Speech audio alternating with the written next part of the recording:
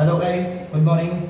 So let's start the next concept of our topic, that is the Doppler effect. Okay, so give heading Doppler effect. Doppler effect. Okay, now what is this Doppler effect? So basically the Doppler effect है, mainly this Doppler effect is studied in case of sound, then it is studied in case of light also.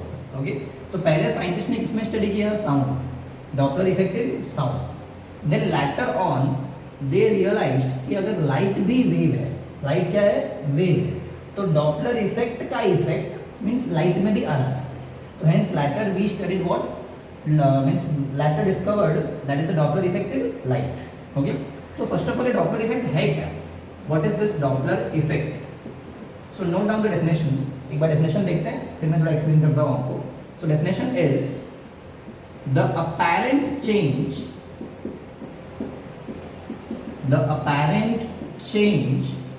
In frequency, the apparent change in frequency of source, the apparent change in frequency of source due to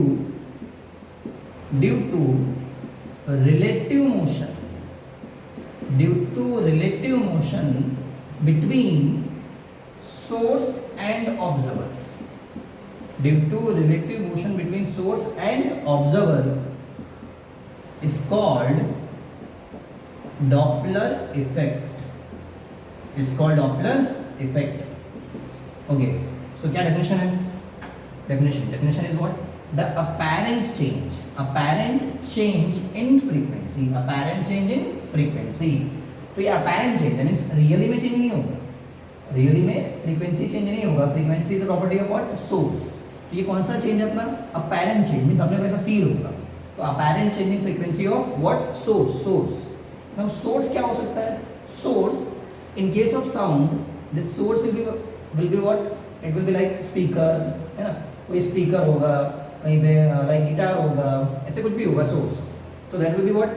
और किसी vehicle का कुछ horn होगा, तो ये सब रहेगा. So that will be the we can say source of sound. Okay, whereas in case of light का सोर्स क्या होगा? It will be bulb, tube light, है ना, एलईडी लाइट, लेजर लाइट, ये सब क्या होगा? Source of light. So it is the apparent change in frequency of source. Apparent change in frequency of source. ये बड़े अपैरेंट चेंज होता क्यों है? सो that is due to the relative motion between source and observer is called as Doppler effect. तो ये Doppler effect का एक basic definition है.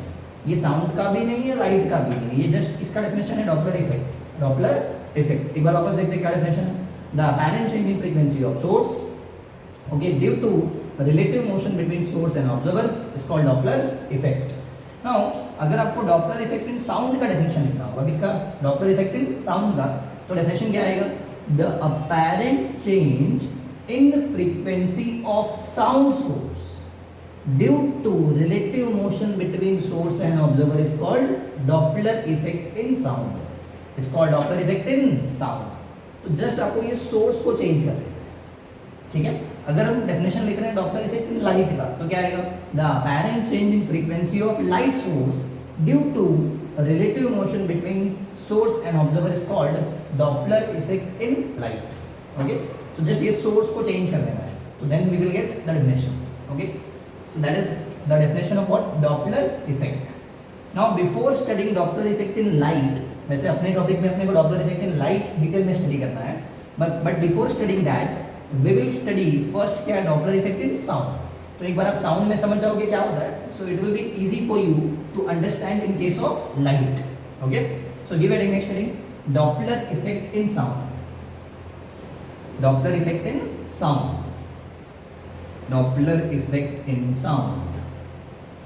Okay, Doppler effect in sound. In sound इसका डेफिनेशन आपको मैंने बोला ही अभी. डेफिनेशन नोट कर लो. वैसे first of all note down the definition. Definition क्या आएगा? फर्स्ट द अपैरेंट, सेम आपको मैंने बोला सोर्स वाले चेंज करना है. The apparent change in frequency of sound source due to relative motion between source and observer is called Doppler effect in sound. It's called Doppler effect in sound. Okay. Then ये हो गया definition. Now let's understand कि भाई ये exactly में है क्या. ये Doppler effect in sound जो बोल रहे हैं ये है क्या. ठीक है. So explanation. Second point is explanation of Doppler effect. Explanation of Doppler effect. Okay. Explanation of Doppler effect. So now, to understand Doppler effect, let's take one example. Suppose example क्या लेते हैं? Suppose a person is standing on platform. ये जब railway का platform होता है, समझो railway के प्लेटफॉर्म पे सपोज ये प्लेटफॉर्म ऐसे अज्यूम कर लेते हैं, ये प्लेटफॉर्म. नाउ रेलवे के प्लेटफॉर्म पे कोई एक इंसान है, सपोज लेट्स से बाबू, मैं ऐसे बोलता हूँ, समझो बाबू कौन है अपना बाबू. सो बाबू इज स्टैंडिंग ऑन प्लेटफॉर्म. ठीक है. तो रेलवे के प्लेटफॉर्म पे खड़ा है. एंड सपोज ये अपना रेलवे ट्रैक जिस पे ट्रेन जाएगा. ओके. तो इस पे ट्रेन जाएगा. This is the track, railway track. Now this Babu is at rest. Suppose ये प्लेटफॉर्म पे ऐसे खड़ा है आराम से. तो this is at rest. Okay. Now, suppose first case one is when train will come towards this observer, means this बाबू. तो अगर ये बाबू के पास ट्रेन आएगा तो क्या होगा? ये अपना फर्स्ट केस है. फर्स्ट केस सपोज ये अपना ट्रेन है, अज्यूम कर लेते हैं ट्रेन. डायग्राम मतलब जस्ट मैं रफली बना रहा हूँ. Okay. This is what train. Okay. So this train is moving towards the platform. Suppose कुछ assumptions लेते हैं कि this train is moving towards the platform और इसका ये साइलेंट ट्रेन में जो स्पीकर लगा होगा, सपोज स्पीकर. तो अज्यूम कि ये उसका स्पीकर है जहाँ से ये हॉर्न को ऐसे ब्लो करेगा. तो ये जो स्पीकर है, जो हॉर्न आने वाला है, जो साउंड आएगा, suppose this sound is having the frequency of 1000 hertz. कितना फ्रीक्वेंसी है इसका? 1000 हर्ट्ज. ये स्पीकर का मीन्स सोर्स ऑफ साउंड का ये फ्रीक्वेंसी कितना? 1000. Okay. Now when this train will move towards the platform. तो अगर ये प्लेटफॉर्म के पास आएगा, कहाँ पे आएगा? ये प्लेटफॉर्म के पास. तो प्लेटफॉर्म के पास आ रहा है. तो जब ये प्लेटफॉर्म के पास आएगा एंड सपोज हॉर्न को ब्लो करते हुए आ रहा है. तो जब ये हॉर्न को ब्लो करते हुए प्लेटफॉर्म के पास आ रहा है और Babu is at rest on the platform, तो क्या होगा? और कुछ स्पीड भी कंसीडर कर लेते हैं. सपोज इसका speed, this train is moving with the speed of 100 kilometre per our. Let's assume कितना स्पीड है इसका? 100 किलोमीटर पर आवर. तो ये स्पीड से ये प्लेटफॉर्म के टुवर्ड्स आ रहा है. ठीक है. So now what will happen? तो अभी क्या होगा? अभी ये बाबू को मीन्स ट्रेन इसके टुवर्ड्स आ रहा है. एंड जो उसका साउंड है, साउंड सोर्स जो साउंड जनरेट कर रहा है, उसका ओरिजिनल कितना फ्रीक्वेंसी है? 1000. बट सिंस दिस सोर्स, मैं इसको भी सोर्स बोलने वाला हूँ क्योंकि ये सोर्स ऑफ साउंड है. तो I will call this as a source. और जो ये बाबू है, तो ये इसका कान है, सपोज ईयर, ये सुनने वाला है. Okay. So I will call this as a observer. ये कौन है? अपना ऑब्जर्वर. तो ये अपना ऑब्जर्वर है और ये कौन है? Source. So when this train will come towards the platform, okay, and when it will blow the horn, ये हॉर्न को ब्लो करेगा, having frequency कितना, ओरिजिनल कितना फ्रीक्वेंसी है? 1000 हर्ट्ज. बट जब इसकी टुवर्ड्स आएगा तो क्या होगा? टुवर्ड्स आएगा तो इसको फील आएगा कि लाइक अपैरेंट फ्रीक्वेंसी क्या फील आएगा? कि इंक्रीज हो गया है. अपैरेंट फ्रीक्वेंसी क्या फील आएगा? कि इंक्रीज हो गया है. मीन सपोज अगर मैं आपको एक प्रैक्टिकल एग्जाम्पल दिखाऊँ, suppose this we have, I have frequency generator. ऐसा एक फ्रीक्वेंसी जनरेटर है. तो अगर इसमें मैं साउंड जनरेट करता हूँ, तो अगर मैं क्या करूँगा, ये साउंड को आपके टुवर्ड्स लेके आऊँगा. So in that case what will happen? You will like experience कि क्या हो रहा है. जब ये टुवर्ड्स आ रहा है तो साउंड का लाउडनेस इंक्रीज हो रहा है, और जब ये अवे जाएगा तो यू विल फील कि साउंड का लाउडनेस कम हो रहा है. ओके. Let's observe this. देखो,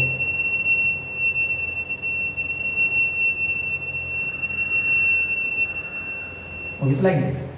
सो this is nothing but Doppler effect in sound. Okay, तो एग्जैक्टली में क्या होगा, when this source will move towards the observer, so in that case इसको अपैरेंट फ्रीक्वेंसी कितना फील होगा, ये अपैरेंट फ्रीक्वेंसी टुवर्ड्स आ रहा है ना, टुवर्ड्स आ रहा है means it will be greater than the original frequency. So here we can say कि अपैरेंट फ्रीक्वेंसी सपोज कितना है 1100 हर्ट्ज, 1100 हर्ट्ज जब ये वो टुवर्ड्स आ रहा है। ओके, सो केस वन क्या अपना, what is case one is when this source is moving towards the observer. Case one मतलब केस वन क्या है, when source is moving towards the observer, source is moving towards the observer, source कहाँ पे जा रहा है, when source is moving towards the observer, source is moving towards the observer. So in that case क्या हुआ, apparent frequency हमको means ऐसा लगेगा कि क्या हो रहा है, साउंड का लाउडनेस इंक्रीज हो गया है, साउंड का लाउडनेस इंक्रीज, ठीक है, that is the first case. Now case two, अभी सपोज प्लेटफॉर्म पे ऐसे मीन समझो जो भी ट्रेन थी राजधानी एक्सप्रेस ये स्पीड से आ रही है, अभी प्लेटफॉर्म को जब भी क्रॉस करके आगे जाएगी, ठीक है, तो ये जब ये आगे जाएगी तो suppose second situation is like this कि अभी ट्रेन यहाँ पे है, okay, and again same all conditions, it is now it is moving away from the platform and this train is having what same speed, जो speed हमने consider किया 100 kilometre per our, but now it is moving away from the platform and इसका ये horn, तो ये जो यहाँ पे हॉर्न ब्लो कर रहा है, so this horn, this speaker is having the original frequency of 1000 hertz. कितना फ्रीक्वेंसी है, 1000 हर्ट्ज, बट अभी ये सोर्स ऑफ साउंड क्या हो रहा है, अभी इससे अवे जा रहा है, तो अवे जा रहा है तो क्या होगा, क्या ये केस में अपैरेंट फ्रीक्वेंसी अभी कितना होगा, is it lesser than 1000 hertz और is it greater than 1000 hertz और is it equal to 1000 hertz. So now the source is moving away means अगर एक स्पीकर है उसको मैं दूर लेके जा रहा हूँ तो आपको ऐसा लगेगा कि उसका अपैरेंट फ्रीक्वेंसी कम हो गया। वैसे ये फ्रीक्वेंसी का कंसेप्ट कहाँ से आता है, एग्जैक्टली में कुछ ऐसे आता है कि सपोज अगर आप साउंड को अवे लेके जा रहे हो तो इन अ नॉर्मल लाइफ अगर हम बात करें तो क्या कम होते हुए फील आएगा, लाइक बोल सकते हैं लाउडनेस लगेगा कम हो गया है, लाउडनेस कम हो गया मीन्स क्या, लाउडनेस इज नथिंग बट उसी को हम फिजिक्स के लैंग्वेज में बोले तो हम क्या बोल सकते हैं, intensity of sound. So when source will move away, source of sound will move away from the observer. So hence we can say the loudness will decrease. It appears, ऐसा appear होता है कि loudness क्या हो रहा है, कम हो रहा है. Hence we can say in terms of physics कि intensity of sound will decrease. Apparent intensity will decrease. But intensity is proportional to square of frequency. So hence we can say apparent frequency of source, apparent frequency जो source का है, it will also decrease. हाँ, तो ये case में क्या होगा, apparent frequency decrease होगा। तो सपोज इसको फील आया, सपोज ऐसे अज्यूम कर लेते हैं 900 हर्ट्ज, बट ये वाले केस में क्या हुआ था, अपैरेंट फ्रीक्वेंसी इंक्रीज हुआ। तो सपोज था ओरिजिनल 1000 बट इसको कितना फील आया था 1100, बट जब वो जा रहा है तो कितना फील हो रहा है 900। Okay, so this is nothing but the apparent change. तो ये जो दोनों अपना चेंज है, ये जो यहाँ पे मिल रहा है अपने को 1100 और यहाँ पे मिल रहा है 900, so this is nothing but the apparent change in frequency। क्या है ये, apparent change in frequency, apparent change in frequency, apparent change in frequency। ये बट apparent change क्यों हो रहा है भाई, क्यों हो रहा है, क्योंकि ओरिजिनल तो 1000 है and we know कि frequency is the property of source, तो as long as source will be same, frequency change तो होना नहीं चाहिए, तो frequency अगर 1000 है तो 1000 ही लगना चाहिए था। बट ये जो अपैरेंट चेंज अपने को कभी इंक्रीज होके फील आ रहा है, कभी डिक्रीज होके फील हो रहा है, this is due to the relative motion, this is due to the relative motion. Recall the definition, इस पे क्या बोलते हैं हम, that is due to the relative motion between source and observer, relative motion between source and observer. Okay, so this is our Doppler effect in sound. तो पहला case क्या था, when we can say source is moving, इसे note कर लो, case में लिख दो ऐसे, case one is when source is moving towards the observer, case 2 when source is moving away from the observer। so in this case क्या होगा, जब towards आएगा तो apparent frequency will increase, इसमें क्या होगा, apparent frequency will decrease। so this change in frequency or apparent change in frequency is called as Doppler effect, it is called as Doppler effect। is that clear, Doppler effect है क्या, in simple word में अगर आपको बोलूँ तो वही जो आपको मैंने बताया कि अगर एक साउंड सोर्स को अगर आप टुवर्ड्स लेके आओगे, साउंड सोर्स कैसे लेके आओगे, अगर इसको हम क्या करेंगे, टूवर्ड्स लेके आएंगे, तो टूवर्ड्स लेके आएंगे तो यू विल फील की लाउडनेस इंक्रीज होगा, अभी लेके जाऊंगा तो यू विल फील की लाउडनेस डिक्रीज होगा, like this. Okay, so like this. So that is our Doppler effect in sound. Okay, so this is the explanation of Doppler effect. Definition हो गया, explanation हो गया. Now we have next point. Next point note down, very very very important point, that is Doppler effect in light. एक note लिखो, note एक तो बहुत important point है, इसका एमसीक्यू सब भी आता है. ओके, सो नोट डाउन. हाँ, बहुत बार आपको क्वेश्चन भी ऐसे पूछ सकते हैं कि Doppler effect in sound, Doppler effect in sound is asymmetric. Doppler effect in sound is asymmetric. Doppler effect in sound is asymmetric. अब पहली बात हमको समझना है इसका मीनिंग क्या है. इसका मीनिंग क्या है, पहला मीनिंग समझना है, और सेकेंड हमको समझना है कि asymmetric भैया होता क्यों है ना. तो अपने को दो पॉइंट यहाँ पे समझना है. तो first of all we will understand the meaning of this. इसका मीनिंग क्या है, why Doppler effect in sound is asymmetric. Okay, so let's see one example. जैसा कि आपको मैंने ट्रेन वाला एग्जांपल बताया, सेम एग्जांपल अभी देखते हैं. ये एग्जांपल बहुत इंपॉर्टेंट है, ध्यान देना आपको. Suppose again same train platform, कि सपोज दिस इज ऑब्जर्वर. ये अपना ऑब्जर्वर मतलब कौन, Babu. It is standing on platform and this is train. ये अपना क्या जा रहा है यहाँ से, train. So this is train. Again same data में ले रहा हूँ, ट्रेन का जो भी डेटा हमने लिया था. This train, here we have the source of sound. This is original frequency is कितना, 1000 hertz. Okay, 1000 hertz. This is moving with the speed of 100 kilometre per hour. तो ये स्पीड से इसके टुवर्ड्स जा रहा है. ओके, नाउ ये अपना कौन है, दिस इज ऑब्जर्वर बाबू. ये अपना ऑब्जर्वर. हाँ, नाउ तो when this train is moving towards the source with the speed of कितना, 100 किलोमीटर पर आवर, एंड इसका सोर्स का ओरिजिनल कितना फ्रीक्वेंसी है, 1000 हर्ट्ज. तो ये केस में हमने क्या बोला था अभी कि जो आपको अपैरेंट फ्रीक्वेंसी मिलेगा, वैसे अपैरेंट फ्रीक्वेंसी फाइंड करने का फॉर्मूला भी है जो आप स्टडी करोगे in detail in your topic sound में. बट जस्ट मैं आपको एक फॉर्मूला बोल देता हूँ कि है क्या वो formula. So formula is something like this. तो formula, this is the apparent frequency का formula. So here F A is nothing but apparent frequency of sound source. F is the original frequency of sound source. Here V, F का meaning क्या है, apparent frequency. ये क्या है, original frequency. V क्या है, velocity of sound in air. V, velocity of sound in air. What is VO? Velocity of observer. What is VS? Velocity of source. तो ये फॉर्मूला यूज करके हम क्या फाइंड कर सकते हैं, apparent frequency. Okay, coming back to our example. कि इसमें क्या हो रहा है. हाँ, तो हमने एग्जांपल क्या लिया, ट्रेन हैविंग कितना स्पीड, तो ये v किसका स्पीड है, ये this is the speed of source. तो दिस इज vs सोर्स का स्पीड है. एंड वी आर कंसीडरिंग कि ऑब्जर्वर इज एट रेस्ट. तो vo कितना है, 0. vo is 0. सो vo that is the velocity of observer is 0 metre per second since it is at rest. Now suppose ये example में है apparent frequency. ये वैसे हो गया है, इसमें हम दो सिचुएशन देखते हैं. सिचुएशन वन में भी कौन रेस्ट पे है. सो हियर वी कैन से कि observer is at rest and source is moving. वैसे सोर्स कहाँ पे मूव कर रहा है, तो सोर्स इज मूविंग टूवर्ड्स. ठीक है भाई, तो टूवर्ड्स जा रहा है. नाउ अभी अपने को फ्रीक्वेंसी, अपैरेंट फ्रीक्वेंसी, जो ओरिजिनल फ्रीक्वेंसी कितना था, 1000. ओरिजिनल कितना था, 1000 हर्ट्ज. और अपैरेंट सपोज कितना फील आया, तो अपैरेंट इसको फील आया, सपोज आप फॉर्मूला यूज करोगे तो you will get some answer, but I am just taking रफली एज एन एग्जांपल कि सपोज जो अपैरेंट फ्रीक्वेंसी आया it is 1100 hertz.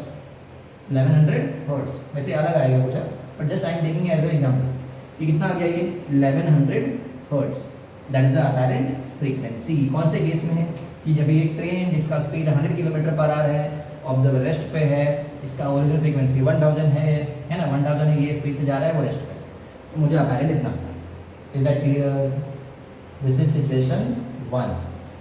So apparent frequency let's say this we call as x, इसको assume कर लो x। Now situation 2। Situation 2 में क्या करना है?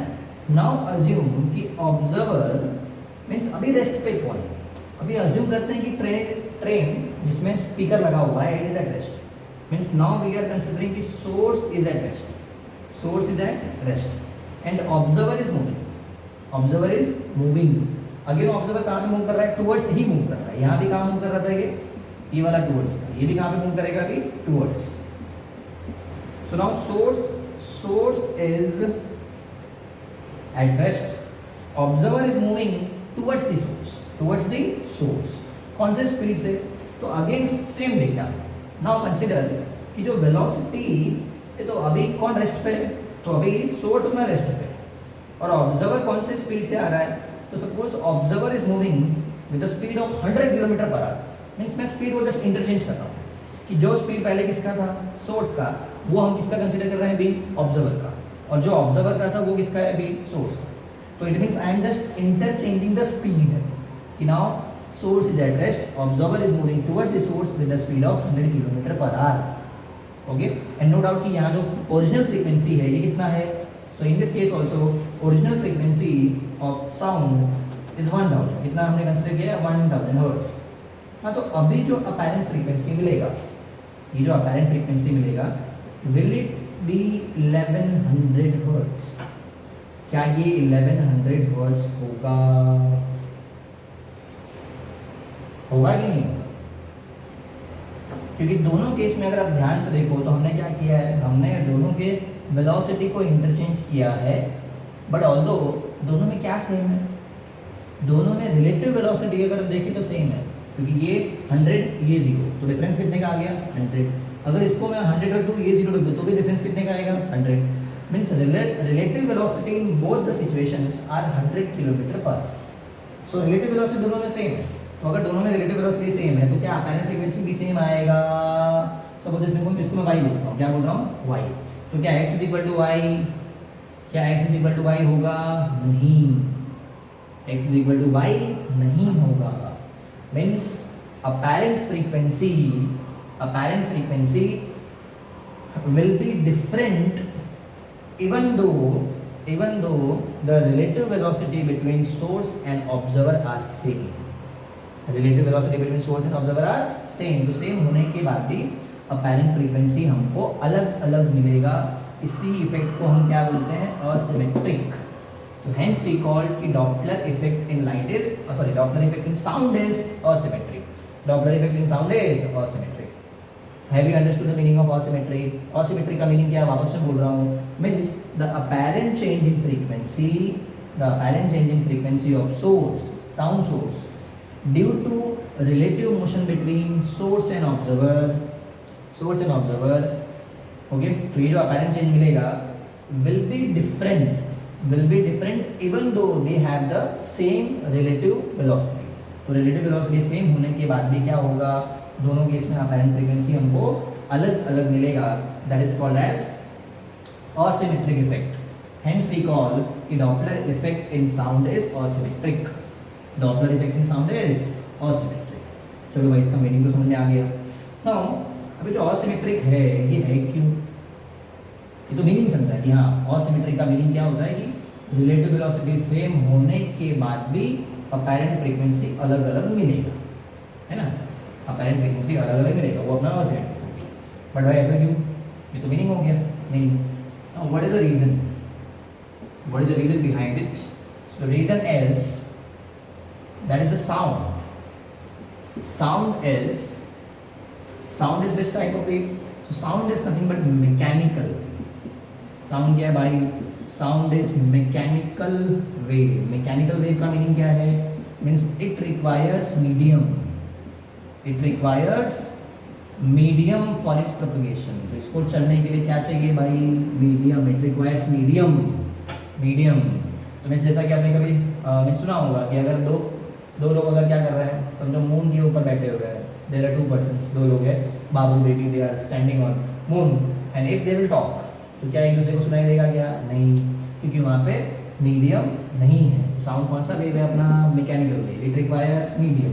तो इट मीन्स कि हमने जो 2 सिचुएशन देखा, पहले सिचुएशन में जो सोर्स है जिसको किस मीडियम का रिक्वायरमेंट है वो ट्रैवल करता है, और सेकेंड सिचुएशन में जो सोर्स है वो रेस्ट पे, बट ऑब्जर्वर इज ट्रैवलिंग। तो अभी सोर्स तो ट्रैवल नहीं कर रहा है ना, तो इट मीन्स कि दोनों केस में जो आपको अपेरेंट फ्रीक्वेंसी मिलेगा it will be different. Okay, so this is the concept of Doppler effect in sound. So important point here, Doppler effect in sound is asymmetric. Okay, and why it is so? So that is since sound is we can say it is mechanical wave, it requires medium for its propagation. Hence it only we can say hence if we have the same relative velocity, then also क्या होगा? Apparent frequency will be different. So this is Doppler effect in sound. Thank you.